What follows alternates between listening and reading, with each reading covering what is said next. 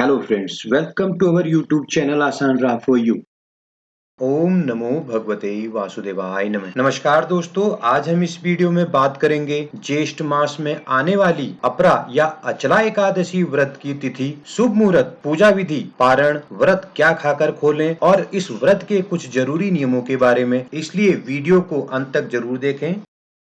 अगर आप चैनल में नए हैं तो चैनल को सब्सक्राइब कर बेल आइकन को प्रेस कर दें। वीडियो पसंद आए तो वीडियो को ज्यादा से ज्यादा लाइक और साथ ही फैमिली फ्रेंड्स में शेयर करें। तो चलिए वीडियो स्टार्ट करते हैं। सनातन धर्म में एकादशी व्रत सभी व्रतों में श्रेष्ठ माना गया है। यह तिथि भगवान श्री हरि विष्णु जी को समर्पित है। ज्येष्ठ मास के कृष्ण पक्ष की एकादशी तिथि अपरा या अचला एकादशी के नाम से जानी जाती है। धार्मिक मान्यताओं के अनुसार अपरा एकादशी का व्रत व पूजन करने से व्यक्ति के समस्त पापों का अंत होकर उसकी सभी मनोकामनाएं पूरी होती हैं। तो आइए जानते हैं इस बार अपरा एकादशी किस दिन पड़ेगी, व्रत कब रखा जाएगा, पूजा का मुहूर्त, पूजा विधि, पारण की तिथि व समय और इस व्रत के जरूरी नियम क्या हैं। अपरा या अचला एकादशी मुहूर्त। एकादशी व्रत तिथि होगी 6 जून रविवार को। एकादशी तिथि प्रारंभ होगी 5 जून सुबह 4:07 पर। एकादशी तिथि समाप्त होगी 6 जून सुबह 6:19 पर। एकादशी का पारण का समय होगा 7 जून प्रातःकाल 5:27 से सुबह 8:12 तक।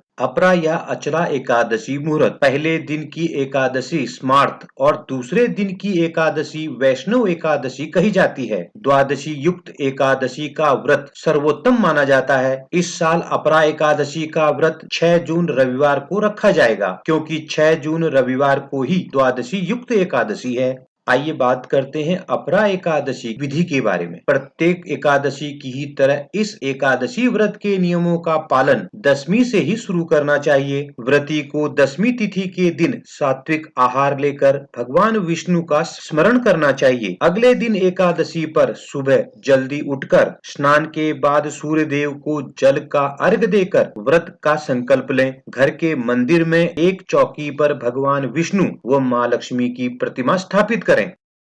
इसके बाद भगवान विष्णु को पीले फल, फूल, पान, सुपारी, नारियल, लौंग और तुलसी अर्पण करें। फिर धूप दीप कर आरती करें। पूजा के दौरान विष्णु सहस्त्र नाम का पाठ व व्रत कथा पढ़ें या सुने और फिर अगले दिन द्वादशी तिथि पर सुबह विधि पूर्वक विष्णु जी का पूजन करने के बाद पारण के मुहूर्त में व्रत का पारण करें और ब्राह्मणों को दान दक्षिणा देकर व्रत खोलें। व्रत का पारण जरूर करें, इससे व्रत का पूर्ण फल प्राप्त होता है। आइए जान लेते हैं एकादशी का पारण कैसे करें। एकादशी का पारण द्वादशी तिथि को सूर्योदय के बाद किया जाता है। यदि द्वादशी तिथि सूर्योदय से पहले समाप्त हो गई हो तो एकादशी व्रत का पारण सूर्योदय के बाद ही होता है। एकादशी व्रत का पारण हरिवासर के दौरान नहीं करना चाहिए। हरिवासर द्वादशी तिथि की पहली 1/4 अवधि होती है। व्रत के पारण का सबसे सही समय प्रातःकाल का है। इसके अलावा मध्याह्न के बाद भी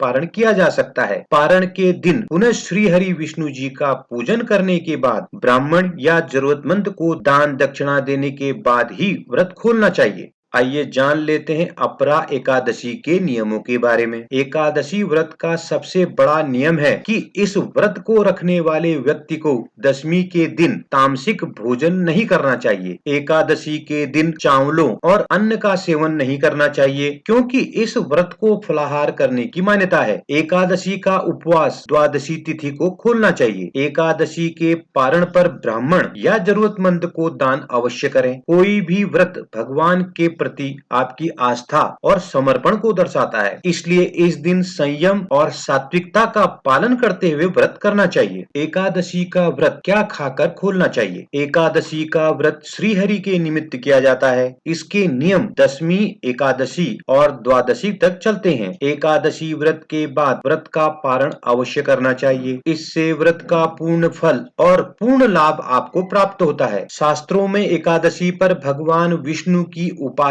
के बाद किस चीज का सेवन कर व्रत खोलना चाहिए, इसका वर्णन मिलता है। मान्यता है कि जो भी एकादशी व्रत का पारण या समापन आंवला, चरणामृत और तुलसी पत्र खाकर करता है तो उसे जीवन में सुख, समृद्धि, आरोग्य और हर सुख प्राप्त होता है। साथ ही पारण के दिन भोजन में घी का प्रयोग करने से उत्तम स्वास्थ्य प्राप्त होता है।